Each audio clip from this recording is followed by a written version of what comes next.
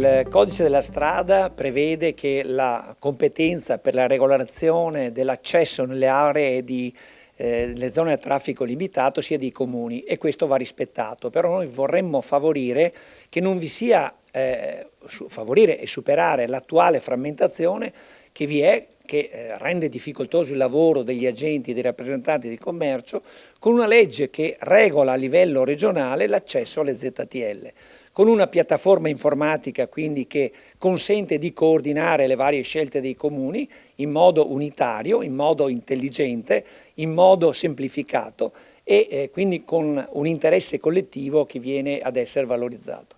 Tutto questo attraverso una piattaforma informatica e un contrassegno unico per ogni agente e rappresentante di commercio. Una cosa quindi a vantaggio di tutti.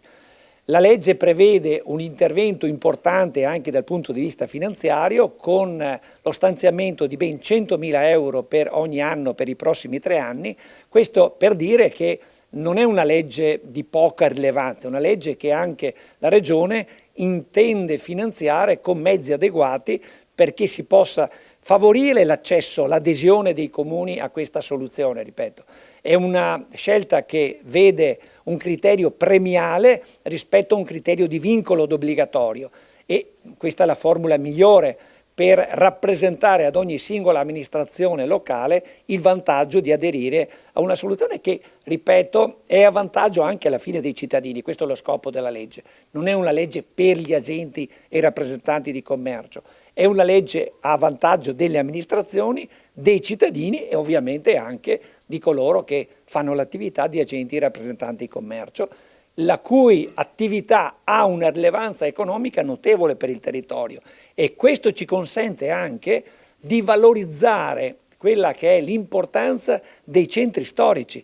Vediamo una difficoltà dei centri commerciali, per cui aderire, favorire l'accesso alle zone di traffico limitato che riguardano soprattutto i centri storici vuol dire anche aiutare la rivitalizzazione dei centri storici. Quindi è una legge molto molto importante. Questa operazione qui aiuta naturalmente gli agenti di commercio a operare nei centri storici dove non entrano più per i costi indotti al rilascio dei permessi.